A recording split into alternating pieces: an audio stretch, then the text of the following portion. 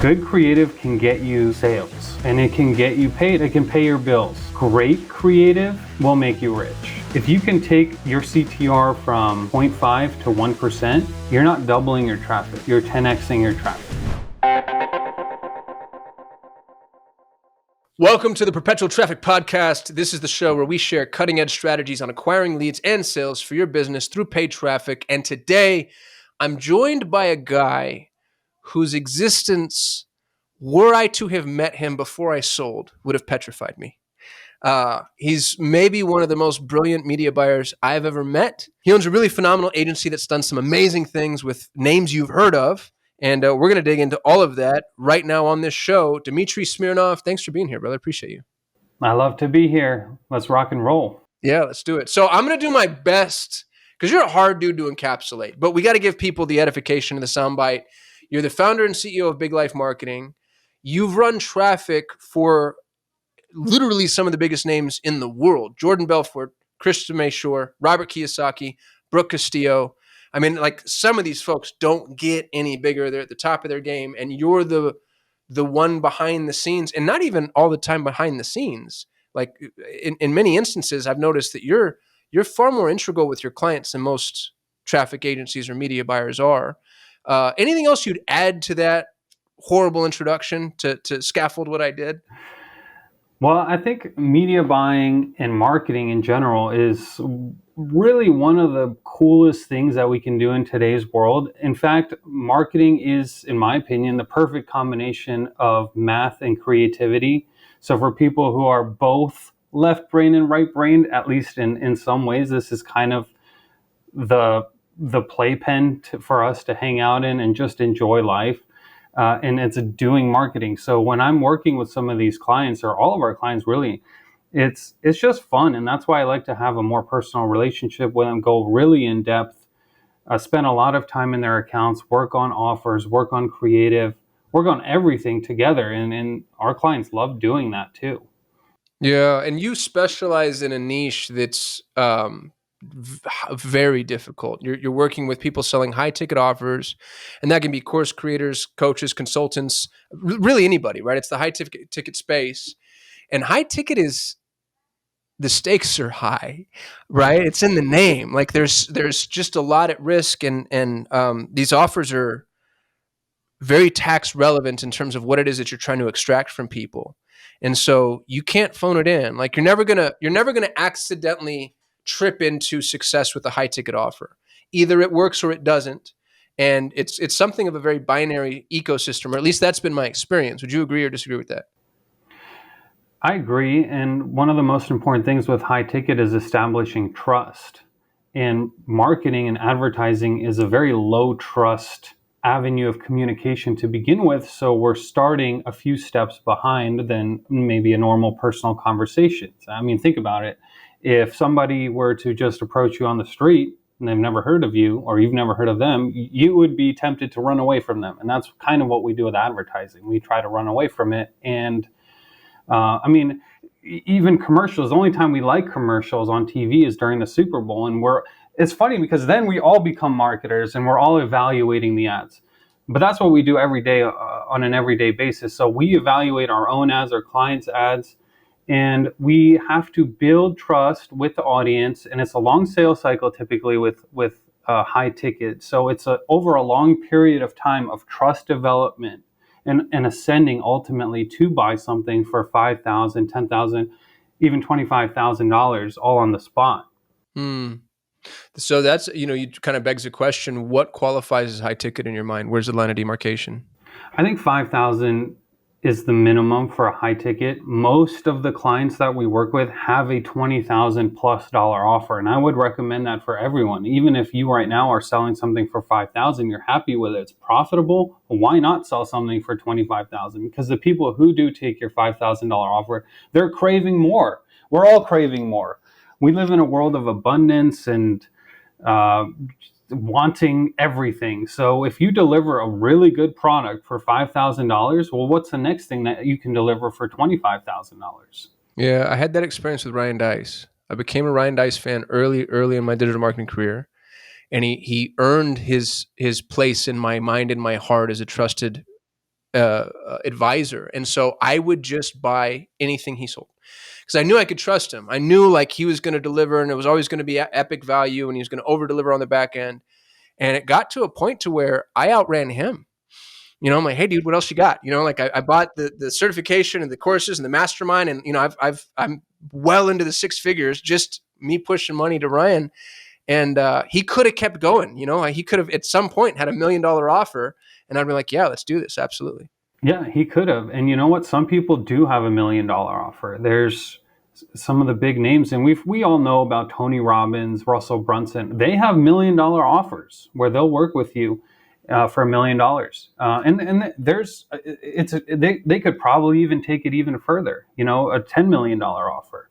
So with our high ticket clients, we'll oftentimes segment by who are the top spenders with this business, and we'll see, like you said, six-figure spenders because they bought the entry-level offer, the high ticket offer, they're in the mastermind, they're in the personal coaching circle, they spent $100,000 and they want more, just like you said. It's amazing.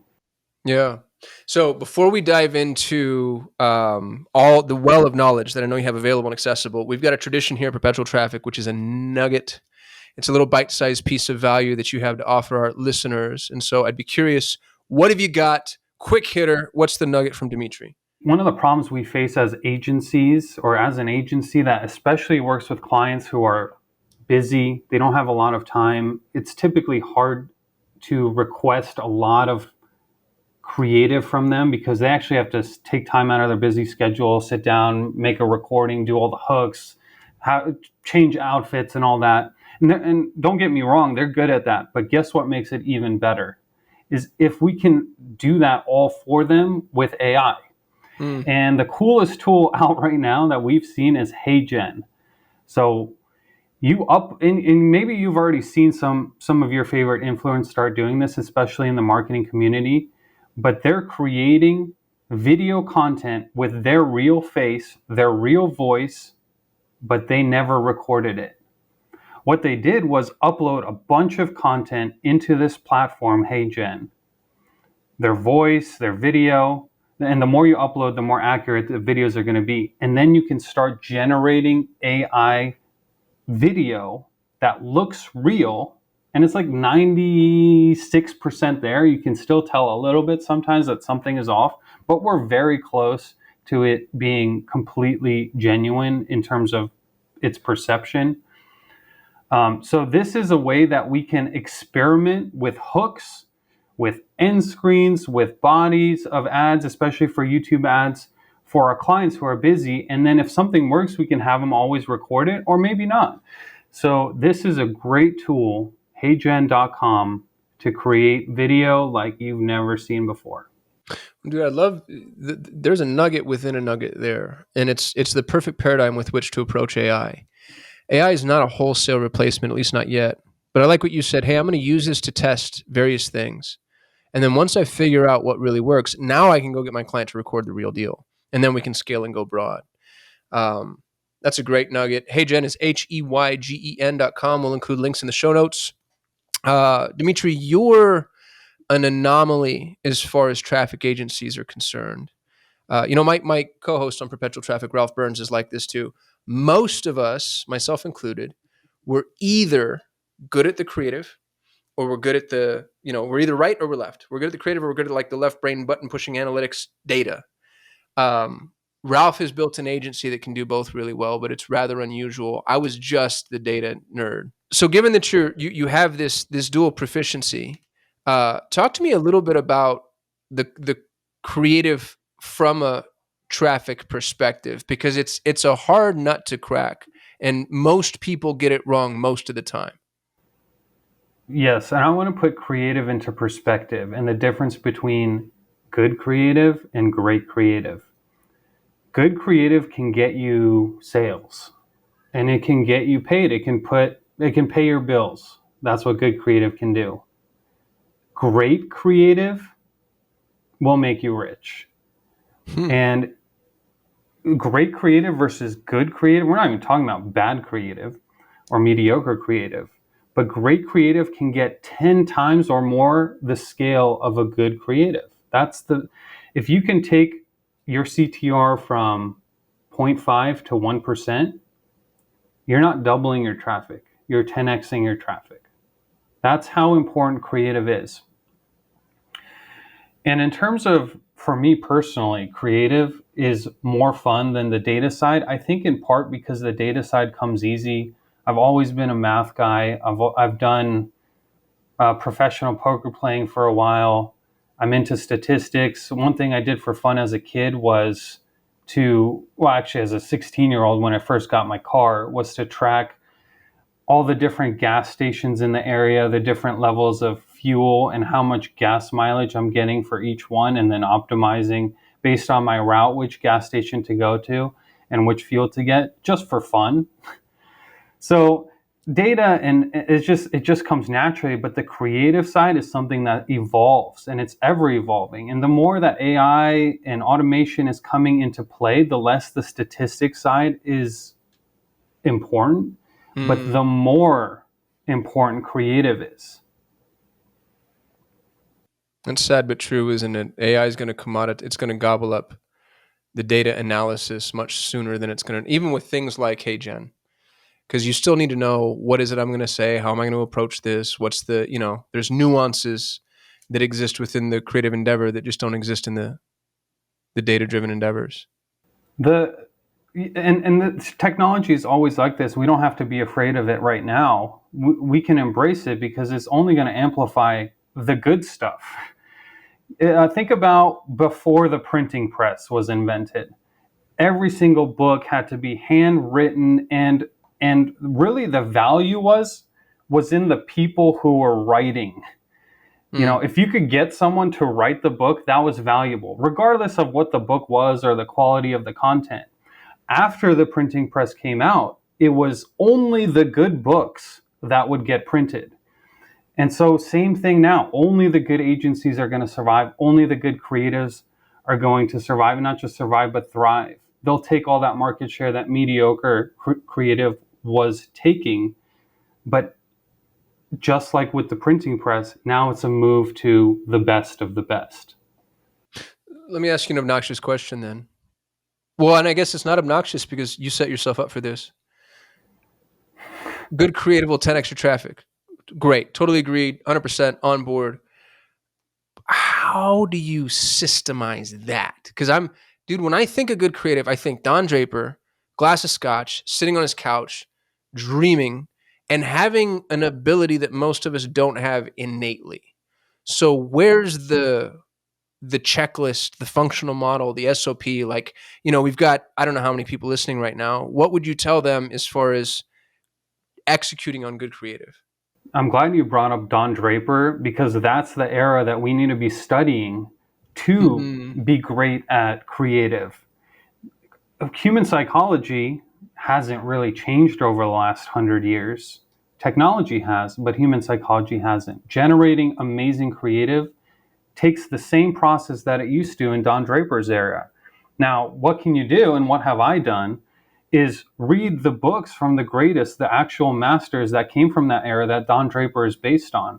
People like Ogilvy, Schwartz, Hopkins. And if you're wondering about the specific books, that is like Ogilvy on advertising, scientific advertising, positioning. These books that were written between 30 and 90 years ago, I think. And when you're looking up these books, see on Amazon, like some people also bought, get everything.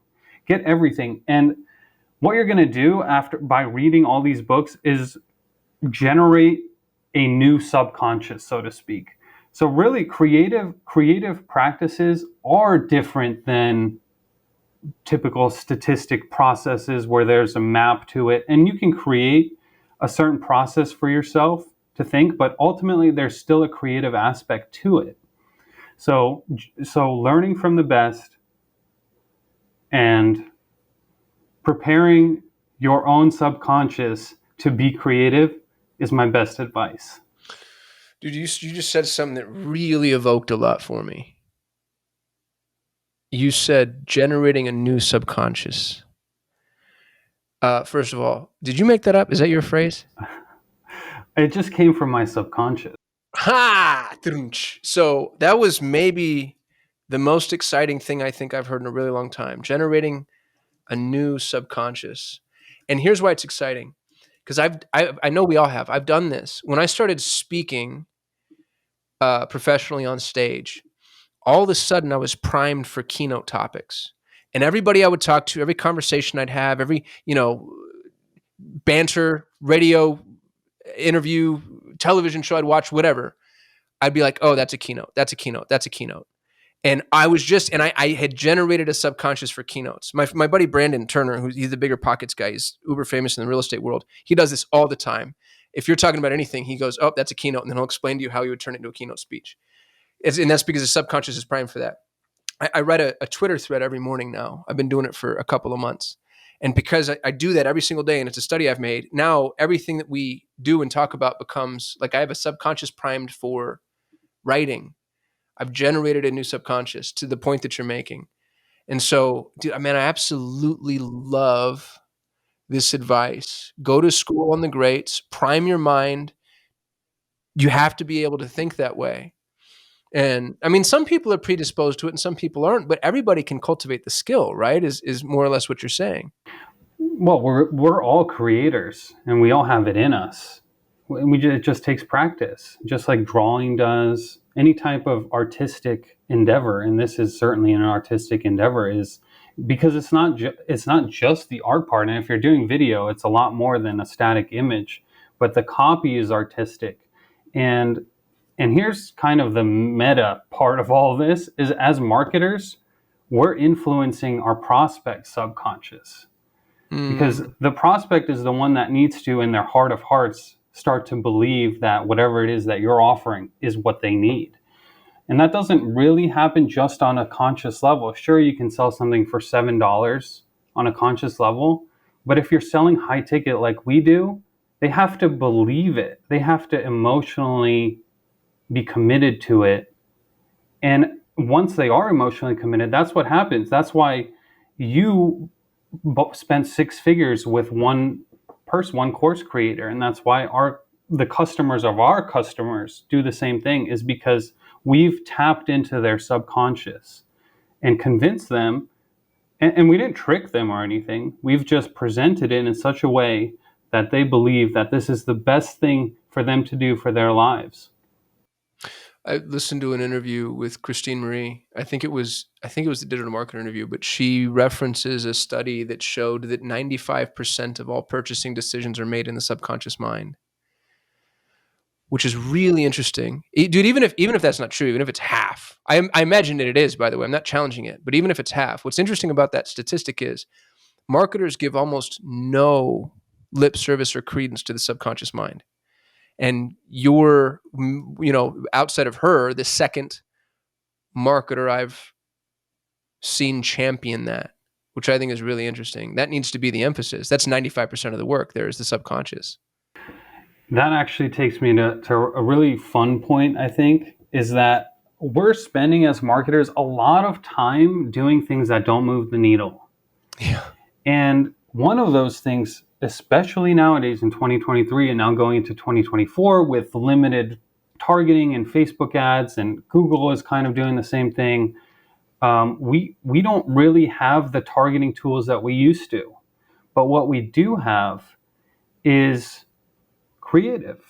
And I always think back to this one meme, and hopefully you've seen it before, recognize it, what I'm about to say. But do you know the virgin versus the Chad meme?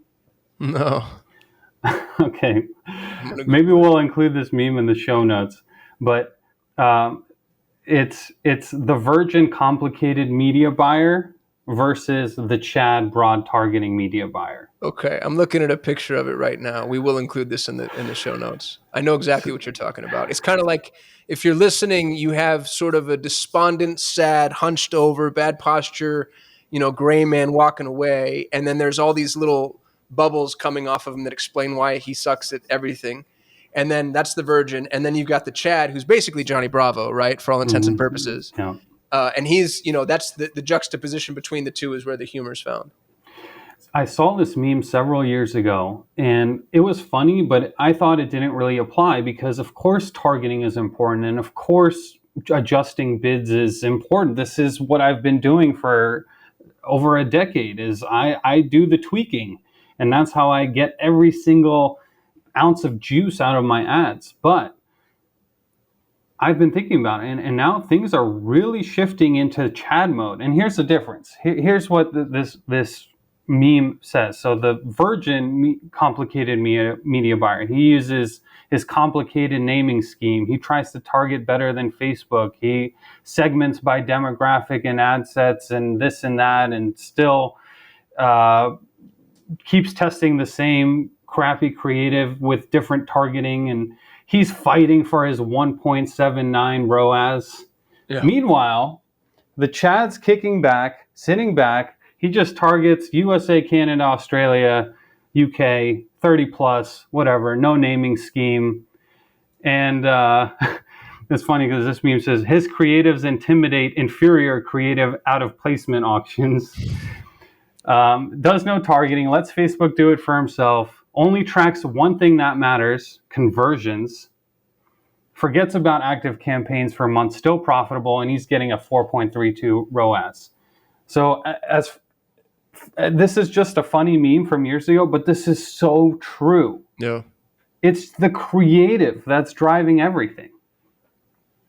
That's awesome. We'll include a link to that to the show note. We've got to cut to a break because Ralph Burns needs to pay for prescription chapstick. Dmitri, he's got very sensitive lips, and he likes high gloss prescription chapstick, and it's not an inexpensive endeavor. So we're going to cut to a commercial. Before we do that, though, when we come back, Dimitri's going to talk about the direction he thinks digital marketing is taking at large, and maybe more exciting for some of us is what it's like working with celebrity clients and how he can get them.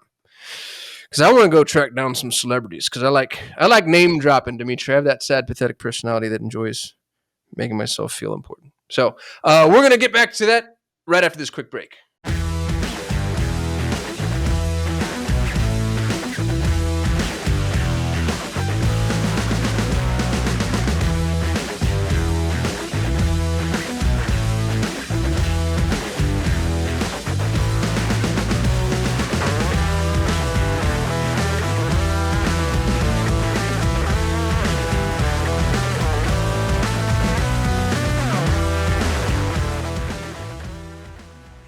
We're back. You're listening to Perpetual Traffic. We're here with Dmitri Smirnov, traffic guru for the stars. That's what I'm going to start calling you. And Dmitri, you have a pretty unique opinion as to where digital marketing is going in general. What's the crystal ball look like from your perspective? Well, creative is number one on there. It's just, that's where it's going. All creative endeavors the best of the best will rise to the top. The next thing is leveraging the technology and the AI and whatever you want to call it, automation, that we do have as marketers. And the way to do that is really through tracking and targeting and letting the platforms know who it is that actually is a good customer for you. Because they'll go and get you more of those. That's what they do. If you tell them to get leads, they'll get you more leads, but maybe your leads are low quality and that's why things aren't working for you. But if you actually identify through a CRM which of your leads are profitable for you, and you tell Google hey, please, more of these profitable leads, Google will say, yes, sir, and get you more. Or Facebook ads, whatever it is or TikTok even, which is improving very rapidly. Yeah, I've heard that from a number of people now. TikTok was a dumpster fire, and now all of a sudden it's a super viable network. And in addition to that, and kind of following the wave of Hormozy offer building and providing value for customers, really that's where things are going, is value. How are you delivering value? And this is really good for both marketers and consumers, because that just means everything gets better. More problems will actually get solved, and advertising might actually start to get a better name than it used to be, where people are worried about getting scammed by advertising, but scams by and large are going to go away, especially for high ticket.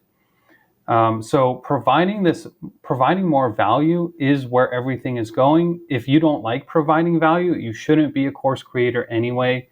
If you don't like providing value, you shouldn't be building physical products. You're just not going to succeed in this market that's coming up in the future.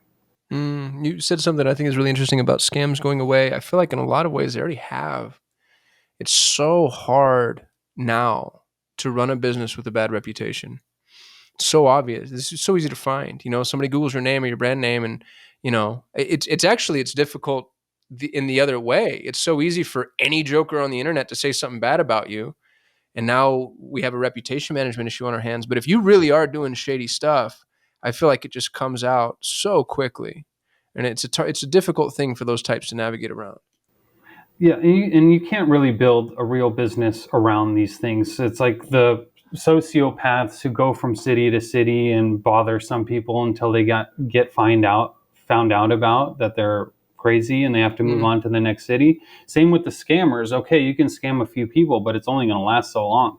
So if you're wanting to build something that has enterprise value or has staying power over time, you just have to deliver a good product. And Amazon is partly or maybe mostly to blame for this because they standardized 30-day returns, reviews. Everything is reviewed. If you're not a 4-star plus or 4.5 star, depending on the product, no one's going to even give you a second look. Right. And if you don't have reviews, same thing. Yeah, that 30-day return thing. I always wondered about that. If you go to Target, even take Amazon aside and remove the digital revolution from the discussion, the fact that Target will take anything back, no questions asked, or Costco or Land's End, like that's a horrible business model from the outside looking in, right? On paper, in the boardroom, on the whiteboard, it's just like, this is stupid, you guys. We're just going to lose money hand over fist. But what ended up happening is people just needed to know they could trust you. And now half the shit I should return, I don't. Because it's just I got a shower curtain in the mail the other day because it doesn't matter why. I ended up ordering a superfluous shower curtain. The story's not necessary. Here's what's funny about it, man, is the amount of time, effort, and energy it'll take me to return that shower curtain isn't worth it. But I know that I can at any point, and that's why I continue to shop through Amazon. So I think that's a really, really masterful point.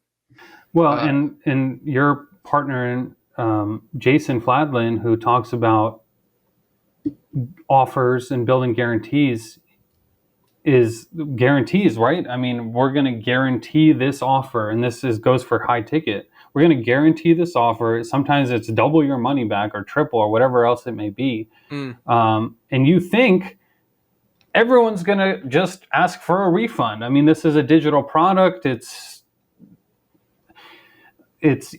difficult to prove that it was consumed or value was transferred over, whatever. Credit card companies are difficult with chargebacks and things like that. So, but what ends up happening is way more people buy because of just what you said, is they know they could return it. Right. Talk to me a bit about tracking and targeting. This is the epicenter of all things, functionally speaking, and yet everybody gets it wrong. You have some pretty unique approaches. I remember our first meeting, you talked to me about how deep a dive you did in one client's CRM. And it blew me away. You were like going through granular notes and plucking out just little sound bites of value. I thought that was a really interesting approach. Yeah, and going back to that meme with the Chad media buyer, he's leveraging creative and tracking, and he's getting a much higher return than somebody else doing it differently. And the first step really is to determine which of your customers are actually good customers, that you would like more of them. Some customers, you don't want to ever see them again, even if they paid you money.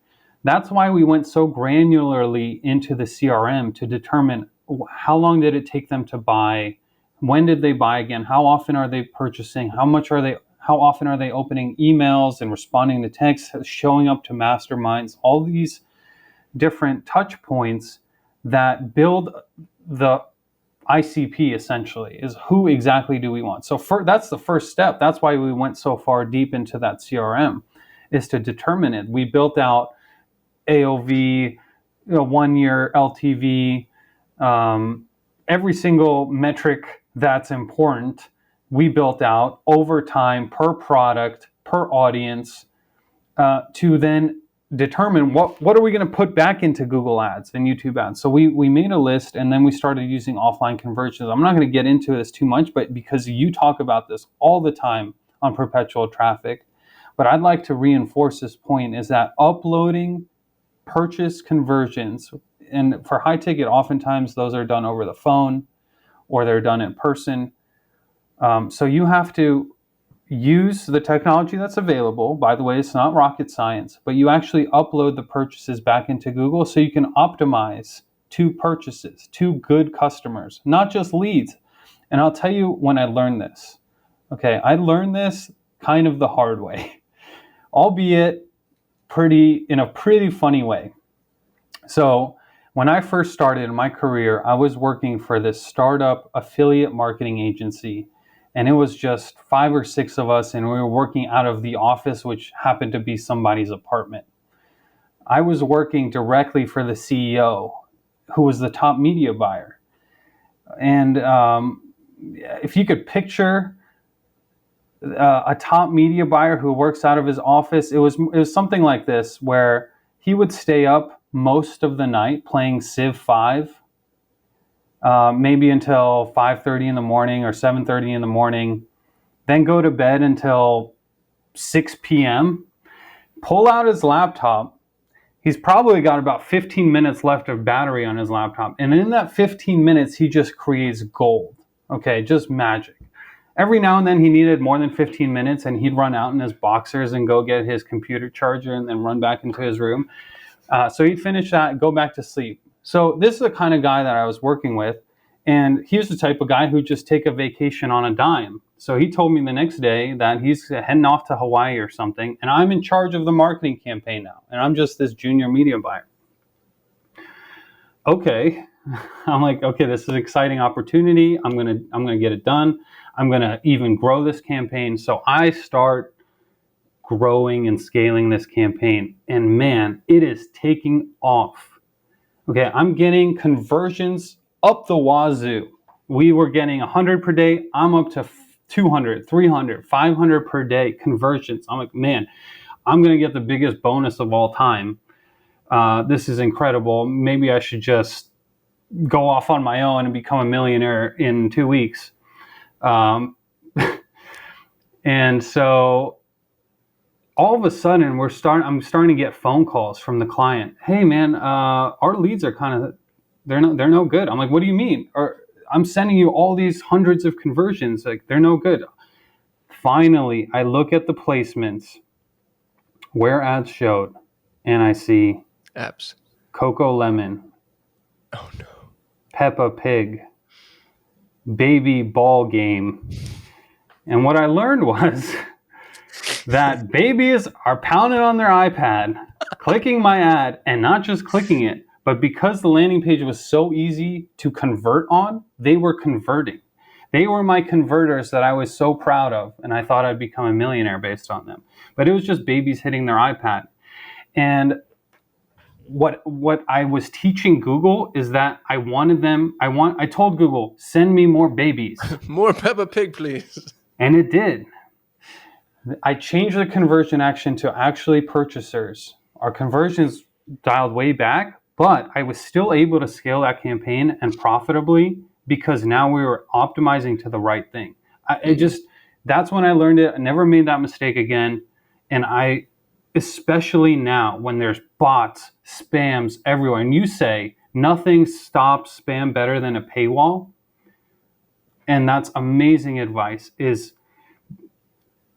get and your competitors, by the way, sometimes there's industries where your competitors are clicking on your high CPC keywords and all this. Nothing is really going to matter because you're optimizing to purchases. That's great advice. How do you do that with high ticket, especially? There's so many layers between the initial conversion event, the lead, and them actually giving us money. And with the loss of tracking, we don't always have a G-clit. So, and I'm asking an impossible question here, Dmitri. I know that before I ask, but what do you do? Like, what's the SOP there to try to connect as many of the dots as you possibly can? Well, I think marketing efficiency ratio kind of can always be your North Star. So Yeah. if you're running more ads and you're getting more revenue, well, you're probably doing okay with those ads. If you're not getting more revenue with more ad spend, that's probably something you need to look into and fix. But what you can do is measure every single step of the journey, especially when you're starting out, right? I mean, the buying journey can take 6 months or even a year for some of these high ticket offers. But what are they doing before they're buying? What are some actions that your prospects are taking that can indicate a high percentage likelihood of actually making the purchase? And optimize to that until you have enough data. So the way it works, first you have a lead magnet, and you can only optimize to leads because you have no purchasers. So that's Mm. what you do. Once you have leads who then take the next step, which is maybe schedule a phone call, or even better yet, get on the phone and are qualified, but still are 3 to 6 months out from buying, well, you can optimize to people who showed up to the phone call. And keep taking that next step when you have enough data to plug into the platform. Eventually, even if it's 6 months out, you can upload, you can, well, depending on the platform, there's a time limit of when you can upload sales back in. But even if you're not optimizing to them as your primary conversion, you can at least see them in your platform so that you can manually optimize to them. And like the more advanced media buyers know exactly what I'm talking about. Yeah, this is how we fixed Facebook when iOS 14 first dropped. I won a Wicked Smart award for this. We started using Facebook's offline conversions and spoofed actual purchases with intrinsic qualification actions. So if Hmm. somebody just was time on site was high or number of pages visited were high, I would say, hey, Facebook, they bought. And that would give Facebook the juice that it needed to start sending me more people like that. Because I don't know if you remember post iOS 14, dude, it was horrible, just zombie land. It's gotten a lot better since then. But Yeah, I mean, 100%. And you can hack the system however you want it. If you have actions that you know are worth around $10 for you, then label them as $10. And you have another action that's worth $50. Okay, you can label it as $50. So now you're giving Google all the information that you already have and letting it just generate conversion value for you. So again, you have two different conversions, or how maybe you have three or four. Sometimes we use surveys, and depending on a certain answer to a question, we know they're going to be worth X or 2X or 10X. And that's how we start labeling values. So you can hack that conversion value algorithm by assigning a value that's not really a value. It's not cash in your pocket right now, but you've already built out the model that indicates that that's how much it's going to be worth in 30 days or 90 days.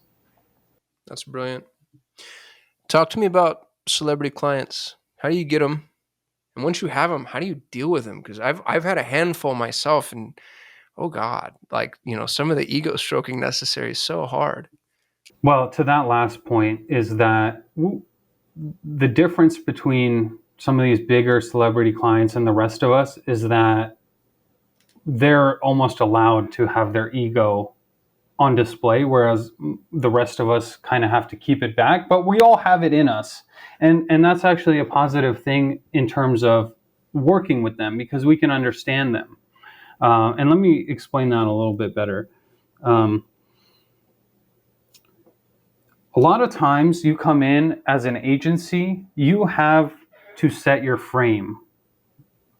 And let me give you an example. Even the president of the United States has his frame broken sometimes by a certain expert. If the president of the United States is sick and needs to go see the doctor is the boss in that Mm. scenario. And same thing goes with digital advertising, marketing, Google ads, YouTube ads. When someone who is a lot more successful than I am, more well known than I am, I still need to come into that conversation with the frame that I am the boss in this respect. And that way, there's not really as much ego stroking necessary. I don't have to fall into the same trap that employees of that business owner might have to fall into, because they're hiring an expert, our agency, to help them. So that's hopefully, does that make sense? Yeah, I think what you're telling me is they're going to be as unruly as you allow them to be. And if you're going to handle a client like this, you actually need to make sure that you're approaching them as though you're the authority, because so many people are, the emperor has no clothes and nobody's telling them. Yeah, and I want to just touch on what I think of marketing, and even the name of my agency, Big Life Marketing. The reason I named it Big Life Marketing is I believe life is marketing. And I'll get to the big part in a second, but life is marketing, and every single one of our conversations, our relationships, but in particular, the conversations with our clients, that's all marketing. We as marketers don't just market when we're putting ads on Facebook, but we're marketing ourselves when we're speaking at masterminds. We're marketing ourselves when we're talking to our clients, presenting to our clients. Every single monthly or weekly review that you have with your client is a sales pitch. Hmm. And that's how it needs to be treated with clients who are spending hundreds of thousands of dollars per month. They're serious. They're not joking around. And it just, that relationship needs to be invested into with the same rigor that you might invest into the actual advertising.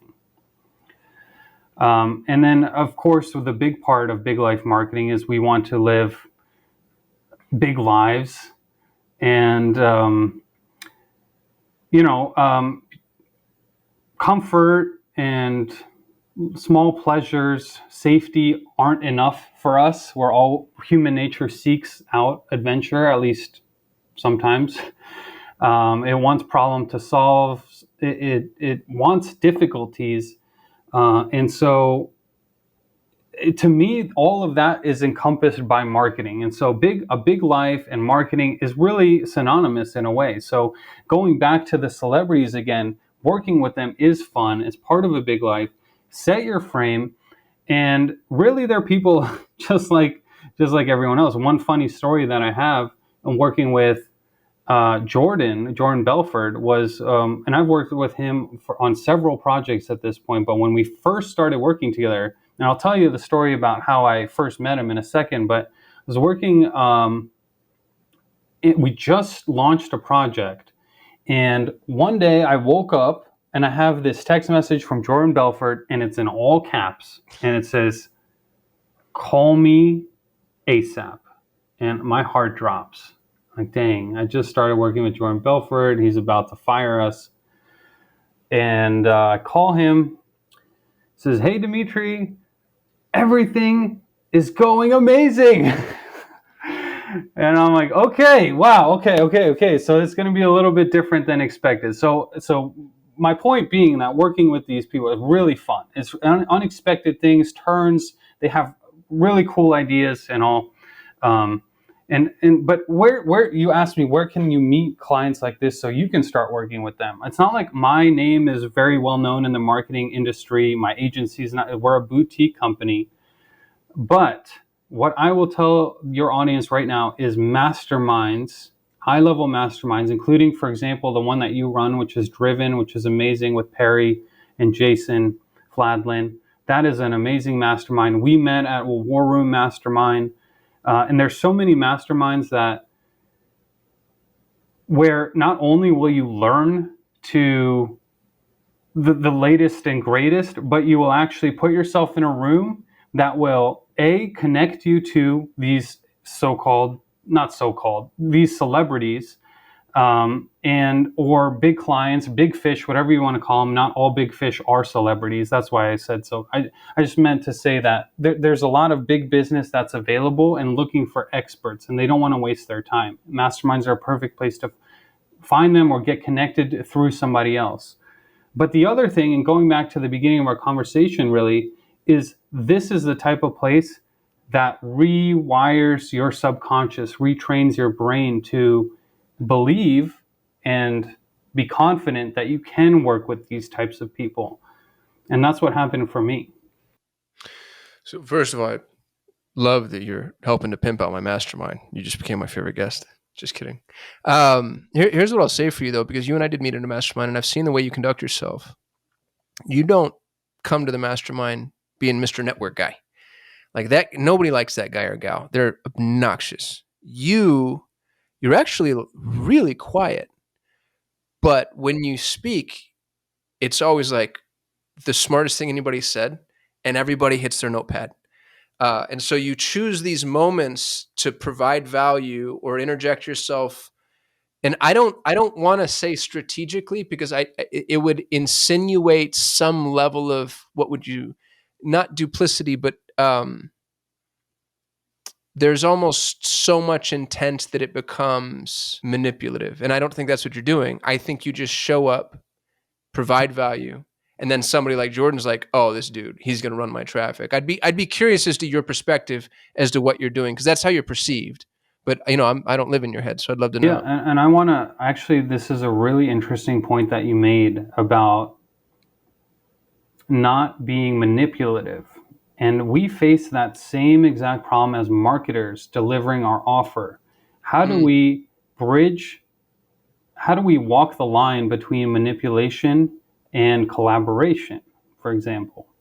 And so in a mastermind, ultimately what I'm trying, or any group setting where there's a potential of working with other people, I certainly don't want to manipulate anybody into working with us. But what I want to do is put out the messaging to indicate, here's what I can do, here's what I like doing. And if somebody hears that and associates themselves to that messaging, they'll respond to it and we'll strike up a conversation. But it's not a manipulation. It's not forcing anything to anyone. And this is the same exact process that you do with marketing, with regular marketing, that we do with our high ticket clients, is we put out the messaging to a specific audience with specific value and see who responds. And that way it's a congruent relationship where it's a win for both sides.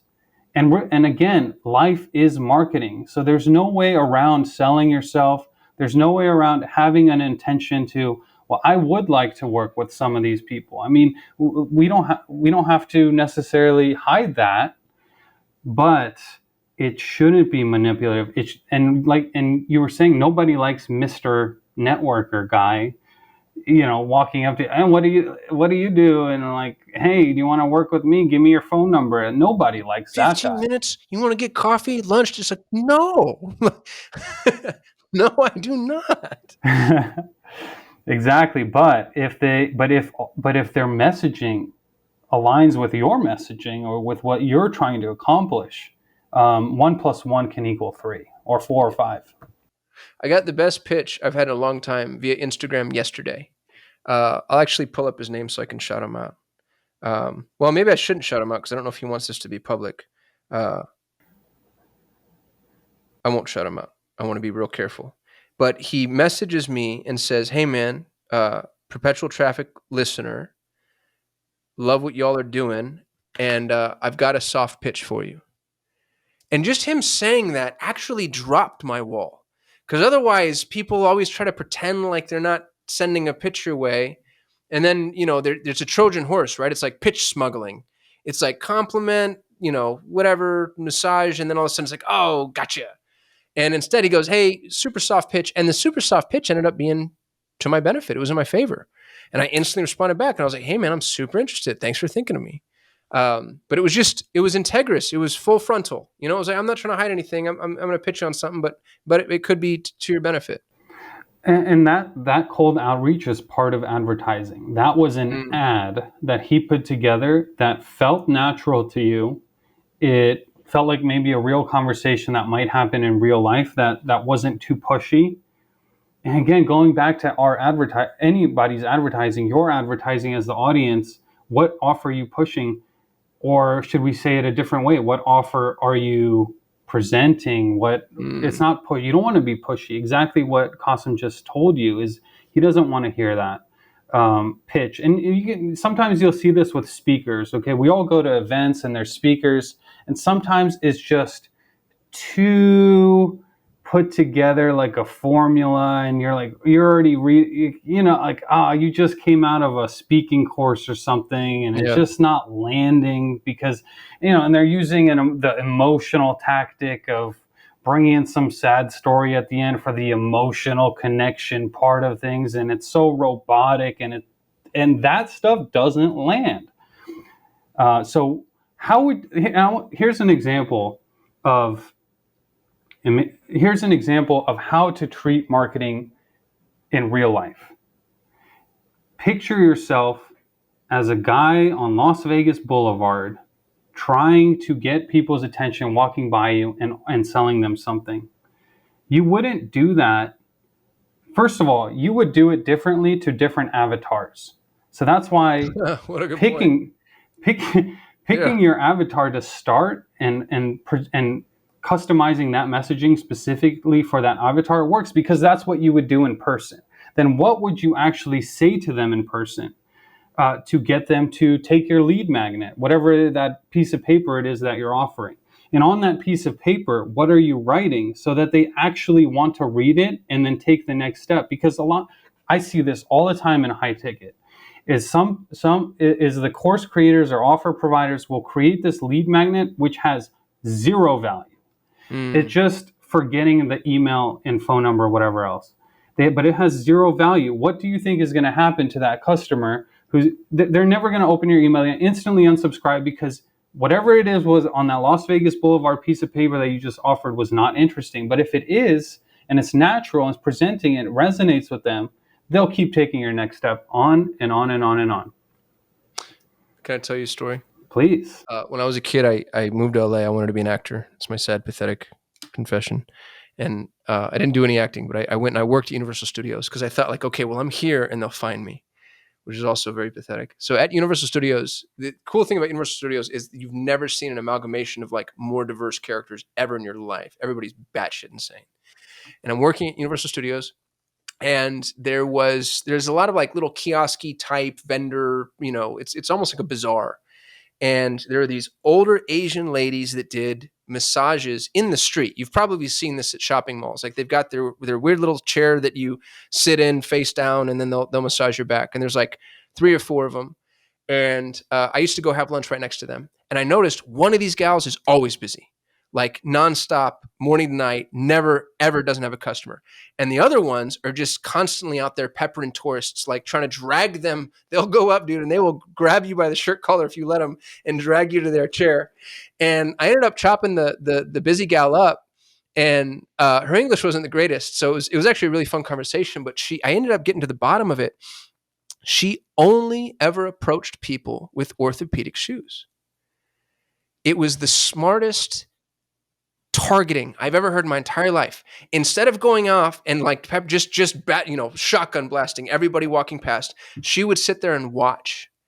And anybody with orthopedic shoes, which are super easy to spot, she'd go up and I don't know what her data was. I don't know if she tracked that, but I bet she was like 1 out of 2 or 1 out of 3 were like, yes. And she knew exactly how to talk to him and, where to touch him to tell him the pain was. And it was just such a phenomenal masterclass in marketing from this guy that I don't even think realized how brilliant she was being. It just reminded me of the example you gave on Las Vegas Boulevard. Sometimes the most brilliant marketers are not who we would expect, and sometimes the best use of our time is not messing with the bids or the Mm, platforms. Taking a step back, just like this lady did, and first taking 5 minutes to think about who am I going to actually approach, gave her 10x the business. So we talked about creative 10xing the business, picking your right avatar of 10x the business. All of a sudden, you're at 100x. right, right. Um, we got to cut to another break. Ralph doesn't like people to know this, but he's very self conscious about his earlobes, And so we're selling advertising so he can get plastic surgery in order to enlarge his earlobes, because he has microlobe is what it's called, technically speaking. When we come back, Dmitri's going to share how he learns, where he goes for information, what he'd recommend you do if you want to up-level your traffic game. And we're going to learn more about how to work with him if that's something you're interested in, right after this quick break.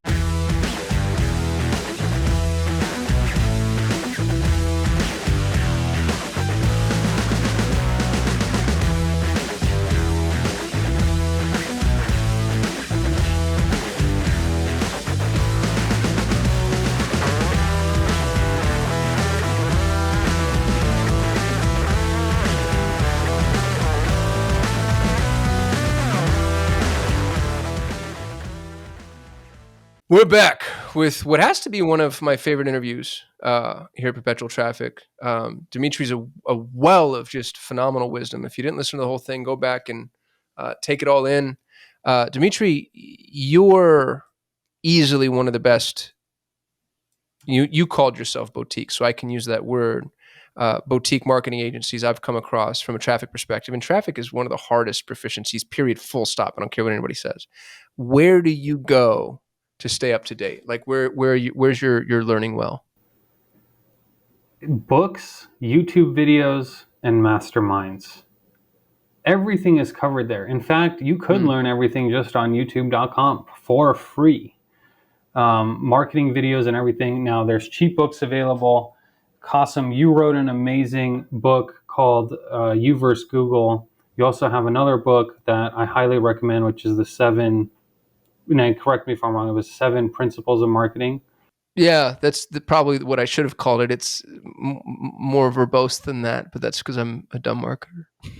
Well, that's how it's in my mind, just 7 principles. Okay. And so, and like I mentioned earlier, the other books of the classics, Ogilvy, Scientific Advertising, all those books really help.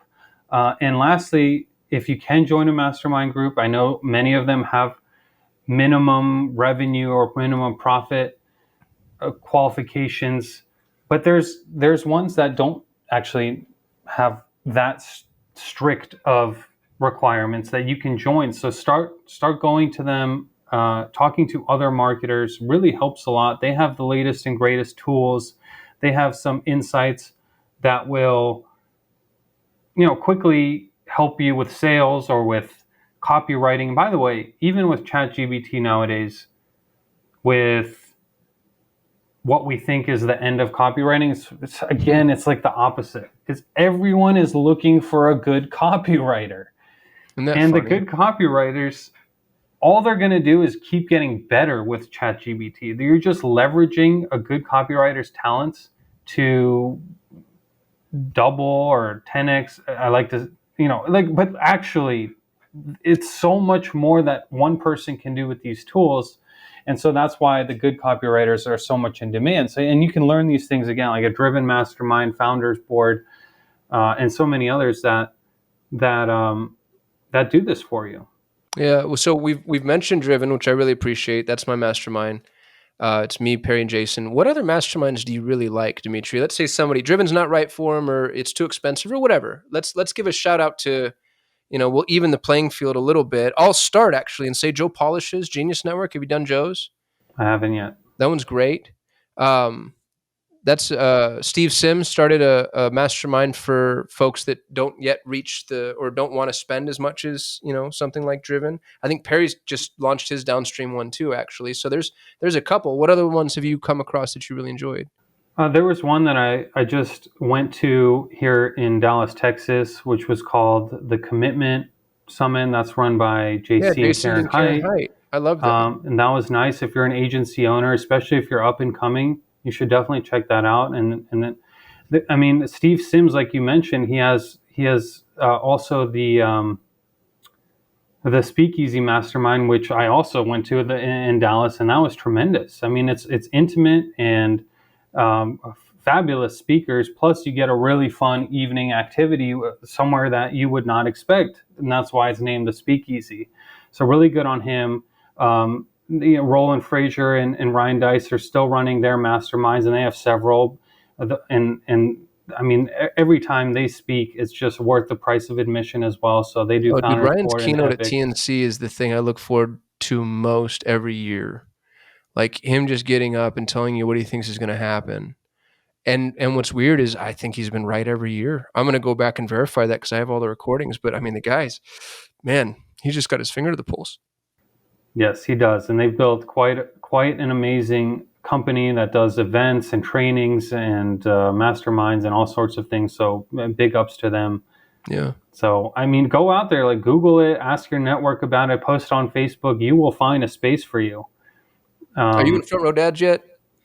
I just joined Front Row Dads. Did you? Yes, That I makes me did. so happy, dude. I'm glad to have you. Yeah, I was maybe more forceful than I should have been when you and I were hanging out, and I was like, "Do you have to join Front Row Dads? What are you doing?"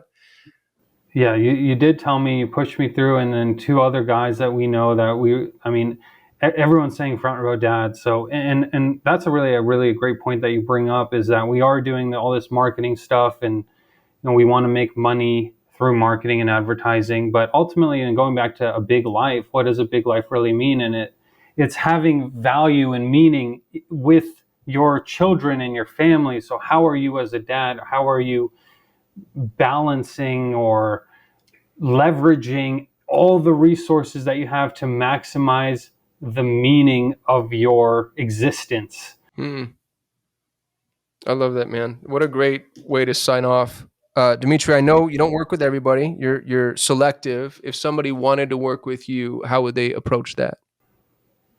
The best customers, the best prospects, if you're this, you are going to be perfect to work with us at Big Life Marketing. And you can go to biglifemarketing.com. You can reach out to me on twitter.com or the app. Or email me. I'm sure you could find my email somewhere, but go to biglifemarketing.com. It's the easiest way. And here's who should do it. If you are already selling high ticket, you are already successful with Facebook ads, you've proven your offer, meaning we're not starting from scratch, because that's tough, by the way. Creating an offer is tough. So you've already created an offer that works, and you're ready to add Google ads or YouTube ads as potentially your number one traffic source. And we do it for 80+% of our clients. We make Google and YouTube ads their number one traffic source. Come talk to us, because it's really a no-lose offer for you. You're just going to make more money, and you're going to happen to pay us a little bit of that money. So why wouldn't you do that? Right. Yeah, I've had that same sales pitch. I'm like, I'm not a cost center. I'm a profit center. People don't like hearing it though, for some reason. You need to continuously remind them of it. It's funny because, like on the other side of things, I'm the exact opposite way. Like, yeah, okay, what are you trying to sell me? Right. And meanwhile, like, I totally get it. But we work with some big names. We work with some not so well-known names. We work with big companies. They're all making way more money by working with us than before working with us. So it kind of makes sense. Yeah. Well, and for anybody listening, I know Dmitri personally. He and I travel in the same circles. He's got a great reputation. If you're looking for an agency, he's absolutely one you should check out. Dmitri, really appreciate you being here, brother. Last words to you. Any parting gifts for our audience? If you think about advertising this way, if you had to sell the next person, you just had to sell them, or else you get blasted off in a space shuttle to the moon for the rest of your life. What would you do to sell that person? And that's how you should approach marketing. And that's, you hit those psychological pain points, desires, status. It'll get you paid big. Reprogram that subconscious of your prospects. Reprogram your own subconscious to up-level yourself. And success is really just around the corner. And for all of us, for myself included, I'm trying to do the same thing and keep leveling up. So let's do it all together. I love that, man. I appreciate you being here. For those of you listening, thank you so much. You'll never know what your support means to us. Don't forget to subscribe. And if you have the threshold for pain, leave a rating wherever you're listening. Those ratings are huge. They juice the algorithm. Let other listeners know that we're not absolutely full of it. If you want to drop some personal info in that rating, we're going to read them live here on Perpetual Traffic and make you PT famous. Don't forget to follow my boy Ralph Burns at RalphHB on Twitter. He's also on LinkedIn. You can follow me on all socials at Kasim Aslam. Go back and listen to previous episodes. All of the resources and show notes are at perpetualtraffic.com. Dmitri, again, thank you so much for being here. I will see y'all next time. Peace.